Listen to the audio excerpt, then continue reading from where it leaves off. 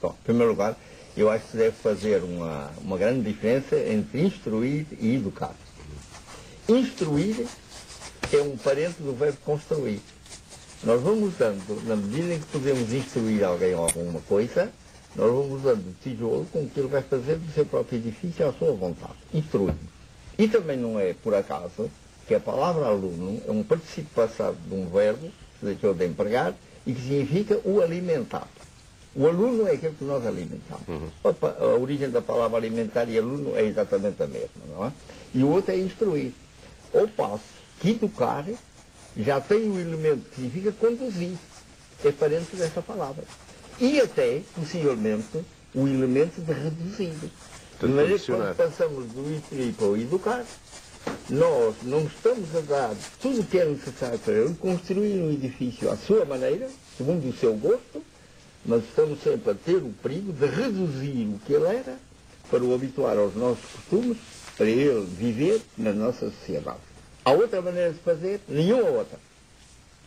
Estamos nesta sociedade que tem determinadas características, e evidentemente que o que temos que fazer é proceder de tal maneira que ele não fique um estranho dentro desta sociedade. Só não.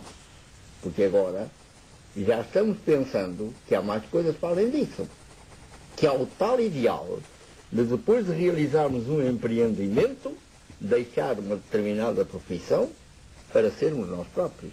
Que é, por exemplo, o que falta ao reformado. Porquê é que os reformados morrem tão facilmente? Porque quando eles deixam de ser o trabalhador de um determinado setor, eles apenas têm para viver a recordação disso. E é uma saudosa recordação. Porque cai sobre eles o tempo livre, que é a carga mais pesada que alguém pode ter na sua vida, e não lhes resta nenhuma ocupação, senão às vezes definharem molemente e melancolicamente num cafezinho, chupando um cigarrinho triste. Então, é alguma coisa que tem que ver desde hoje e desde hoje modificar. É preciso que a um tempo o menino que nasce hoje saiba, se for preciso, cumprir uma determinada profissão, realizar um determinado trabalho. Às vezes relativamente fácil, e que ele pode aprender mais facilmente do que pode aprender hoje a manejar uma peça de artilharia ou um instrumento de engenharia qualquer para uma construção militar ou não. Por outro lado, nós temos também que o guiar para o futuro, para lhe dar a ideia do que vai ser o futuro, e lhe dizer a todas as probabilidades do menino ficar reformado, já ter nascido reformado provavelmente, nunca mais ter emprego, ou ser reformado antes de ter, que haverá tanto trabalhador que a gente pode dar a cada um 5, 10 anos de trabalho e depois o larga. Então o que você precisa de ter é alguma coisa de si mesmo, para a qual tenha aprendido os meios de expressão. Se é um poeta, pois se exprimir por aquele meio. E já se está fazendo. É o que se está fazendo nas escolas portuguesas mesmo, não é?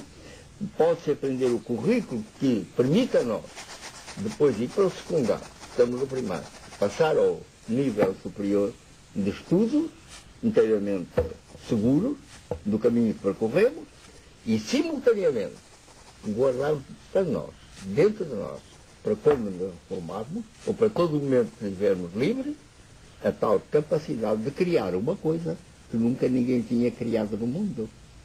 Então temos que ser, ao mesmo tempo, soldados e poetas. Camões andou nisso, por exemplo. Vários portugueses andaram nisso e fizeram muito bem. Conseguiram juntar as duas coisas, não é? A guerra, a ocupação de algum local e a poesia que iam fazendo como se tivessem desprendido disso.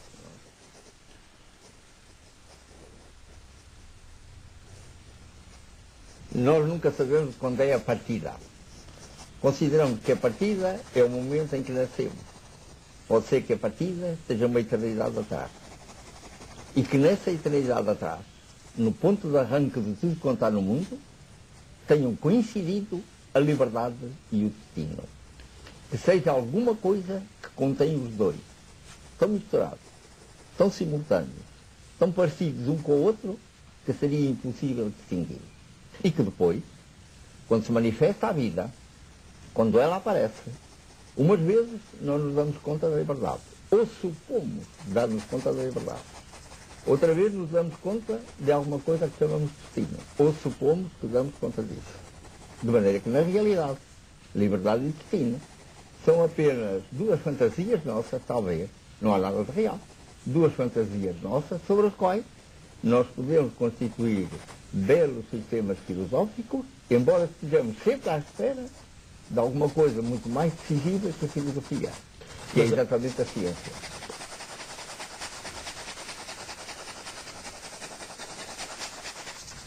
Bom, não se deve confundir ciência com a aplicação da ciência.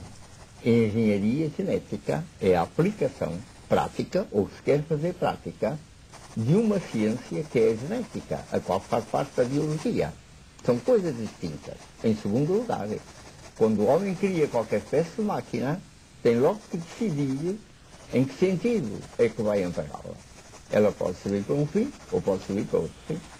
É evidente que quando agora engenheiros da genética, ou gente que se põe, que sabe alguma genética, ou que sabe alguma espécie de engenharia o que ela significa, se põe, por exemplo, a discutir se Dostoiévski, geneticamente epilético, devia ter sido logo à nascença apresentar a sua identidade genética e teria sido curado dessa epilepsia, o que o curaria, por exemplo, ter feito romance. Mas de maneira que nessa altura a pessoa tem que decidir o que é que se faz e de que maneira se faz. Não creio que a coisa melhor do homem seja ser normal. Como me parece que não é a fruta melhor do mundo ser a normalizada que agora Portugal está importando, ou a CEE, enquanto existia a CEE, claro, vai obrigar a importar.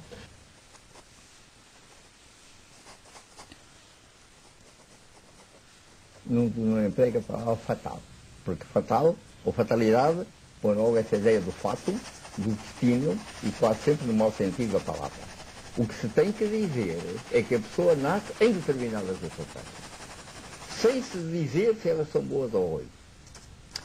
É um defeito muito grande que nós temos, aquilo de dizer que tal pessoa tem tais qualidades, e tem tais falhas, ou tais defeitos. O que se tem que dizer de qualquer pessoa, ou de qualquer situação no mundo, é que ela tem determinadas características, porque muitas vezes o que nós verificamos é que são os defeitos que fazem as boas obras e as qualidades, aquelas que muitas vezes as abatem.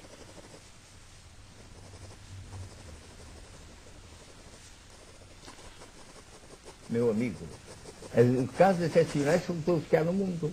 Cada um de nós, como homem, é inteiramente excepcional.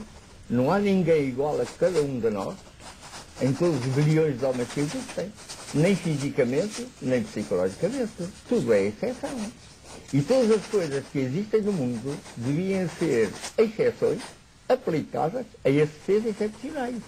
Simplesmente, as condições da sociedade em que vivemos obriga todos nós a lentamente nos ir parecendo um pouco.